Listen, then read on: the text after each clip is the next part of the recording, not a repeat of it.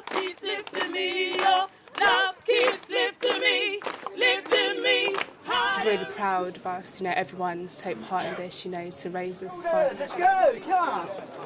Although she'd cheat in the run, Yeah, so she would definitely. She would have cheated in the run. She would be running like everybody else Yeah, is. come on, you've got to work for me.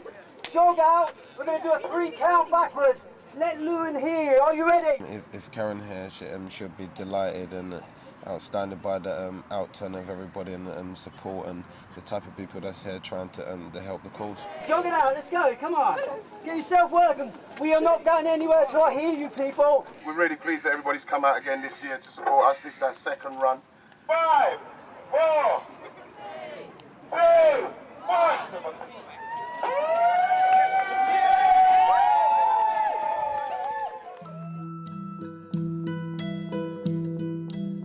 I am your rainbow in the sky. I am your butterfly flying outside.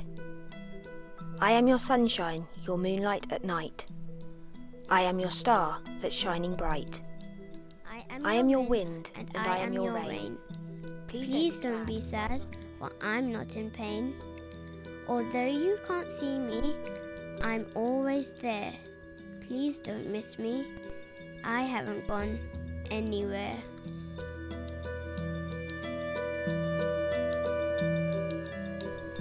Karen was a much-loved daughter, sister, partner, mother, and friend to so many. We go out together, live in each other's houses. Couldn't get away from each other. I had of Karen was somebody I never saw sad or never saw unhappy, always smiling and always brought a smile to everybody's face that was around her and in her company. But she was the person that you could tell your problems to, and she would listen and she would give advice. She just loved talking and just liked talking about normal girly things, fashion. She was very stylish. She was very much a lady, girly kind of girl, very nailsy, very pretty, very like. I remember we were at the gym, and Karen asked me if her leg was dragging, and she walked, and I physically couldn't see anything wrong. I said, "No, I don't see anything, Karen." It wasn't long after she had her third child, and her symptoms were very much like postnatal depression. Karen actually said, "Oh, you know what? I think I've got a brain tumour." And we all said, "Karen, don't be ridiculous. Of course you haven't. It's definitely postnatal." But unfortunately, a week after that, Karen was out with her partner, and they were actually going for dinner. Karen got out of the car and just broke down into tears. She just couldn't go any further. She said, "Look, there's something wrong with me. My leg is dragging and I feel terrible. There's something wrong." So the next day, Karen was taken into hospital, and she had a scan done, a brain scan. And within a week after that, she was diagnosed with a terminal cancer and was given 18 months to live.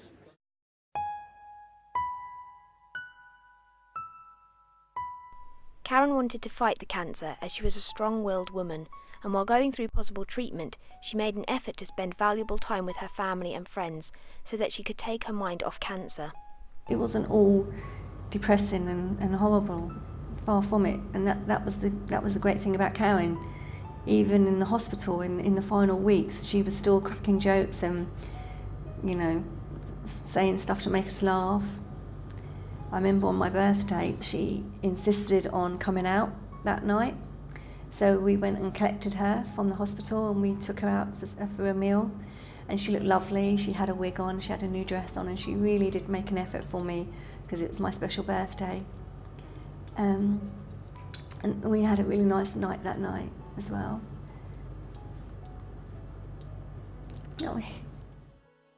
Karen did not fear death, although she was afraid of leaving her children behind without being involved in their lives. She had a lot to live for. She had her children.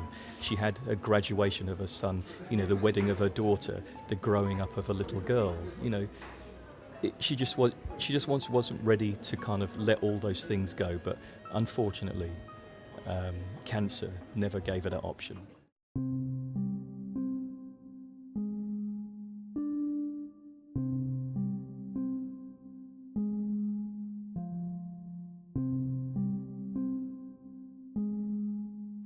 last 14 months was very, very, it's very hard. It's very distressing for somebody, a very beautiful woman, and very life-hungry lady. All of a sudden, is just taken away from her.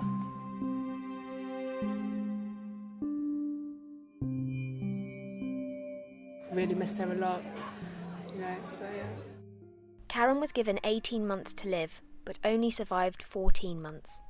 When we found out Karen had 18 months and the months were going down and it became 6 months and 3 months, I thought I would set up a charity in her name, just to have a legacy of her in some way, and in some way to keep her memory going with us a little bit stronger, because running the charity, it makes you feel kind of closer to her every day because her name's mentioned every day, and it gives my mum a lot of comfort, my parents a lot of comfort as well, to know that things had been done in her name and people haven't forgot her.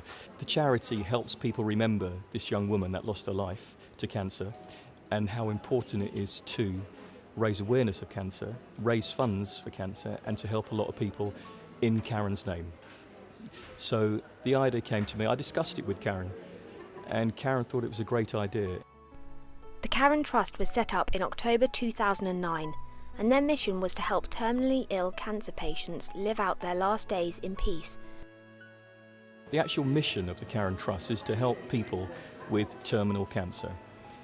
Send them away, raise funds to send them away to have a bit of quality time with their families. Because during the illness, there's lots of treatment at hospitals and lots of times waiting around the house, etc. So to look forward to a holiday, especially if money's an issue and you can't normally afford a holiday, that's what we aim to do.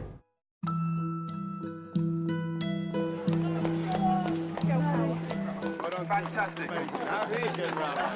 Today is a culmination of what we try to achieve.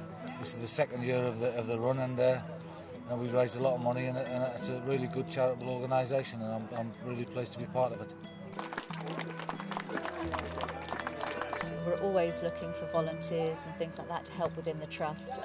There's about 8 of us that are volunteers, and if we can have as much help as possible, it helps the trust tremendously. Well done, Darren. That was amazing. To raise as much money as we can to try and to provide a retreat for terminally ill cancer patients. That's what we want to do, and help anybody we can on the road to that. We want to get there. We want to build that because it's very important for people to spend time with their loved ones. One's bigger than the other, so I don't know. The fact is, we know we haven't got the years ahead of us, but it's all about the moments that you have in life, and those quality times and quality moments are the ones you remember.